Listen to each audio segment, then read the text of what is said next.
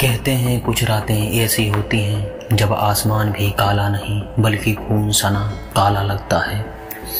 ऐसी ही एक रात थी, अमावस्या की रात, और उस रात जो हुआ उसने पूरे गांव की रूह हिला दी। उत्तर प्रदेश के एक छोटे से गांव बरुआ में सुनीता रहती थी। 20 साल की मासूम चेहरा, लेकिन आंखों में कुछ अजीब सा डर हमेशा रहता था। लोग कहते सुनीता पर कुछ साया है, पर सुनीता खुद कभी कुछ नहीं बोलती। वो अकेली रहती थी अपने घर। उसके माता पिता की मौत एक अमावस्या की रात हुई थी, और तब से गांव वाले उस घर को मनहूस हवेली कहते थे। उस दिन अमावस्या थी। गांव के सारे घरों में दिए जल रहे थे ताकि अंधेरा अंदर ना आए, लेकिन सुनीता के घर में एक भी दिया नहीं था। रात के करीब 12 बजे उसने अपने दरवाजे पर 3 बार दस्तक सुनी। ठक ठक ठक। वो धीरे से बोली, कौन है? कोई जवाब नहीं। फिर से ठक ठक की आवाज़ आई। वो डरते डरते दरवाजे के पास गई, और जैसे ही उसने झारोखे से झांका, उसे बस अपना ही चेहरा दिखाई दिया। लेकिन वो चेहरा मुस्कुरा रहा था और सुनीता रो रही थी। सुनीता ने सोचा शायद भ्रम है।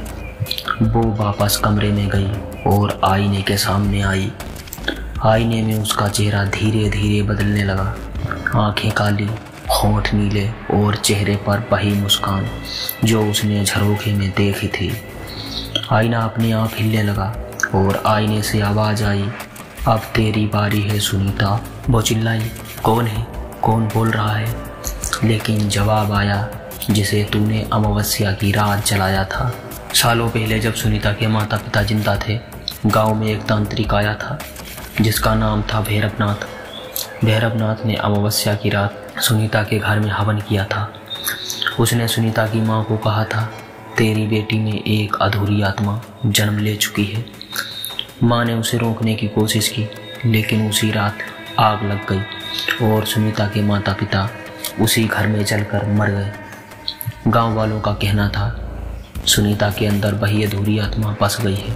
आईना दीवार से अलग होकर जमीन पर गिर गया। टूटे हुए टुकड़ों में सुनीता को कई चेहरे दिखाई देने लगे। हर चेहरा वही था जो अमावस्या की रात मरे थे। वो भागकर बाहर निकली, लेकिन बाहर पूरा गांव अंधेरे में था। हर घर के दिए अपने आप बुझ चुके थे।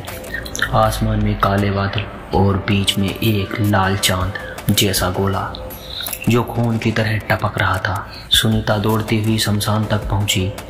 वहां वही तांत्रिक भैरवनाथ की पुरानी समाधि थी। वो चिल्लाई, तू कौन है? मुझसे क्या चाहता है? समाधि के पीछे से वही आवाज़ आई, मुझे नहीं, तुझे मोक्ष चाहिए। और फिर सुनीता की आंखें पलट गईं। वो हवा में उठी और जमीन पर गिर पड़ी। सन्नाटा छा गया। गांव वाले जब सुबह सुनीता के घर पहुंचे तो घर पूरा जला हुआ था, पर अंदर किसी की लाश नहीं थी। बस दीवार पर राख से लिखा था, अगली अमावस्या फिर मिलेंगे। कभी कभी कुछ आत्माएं अधूरी रह जाती हैं, और जब अमावस्या आती है वो अपने अधूरे काम पूरे करने लौटती हैं। तो शायद अगली अमावस्या कहीं कोई तुम्हारे दरवाजे पर दस्तक दे तो आपको कैसा लगेगा? ठक ठक ठक। तो गाइस, आप लोगों की स्टोरी कैसी लगी? अगर स्टोरी अच्छी लगी तो वीडियो को लाइक करें, चैनल को सब्सक्राइब कर लें, और ऐसे ही हर वीडियो स्टोरी, अगर आप हर वीडियो स्टोरी लवर्स हैं तो हमारे चैनल को सब्सक्राइब करना बिल्कुल ना भूलना।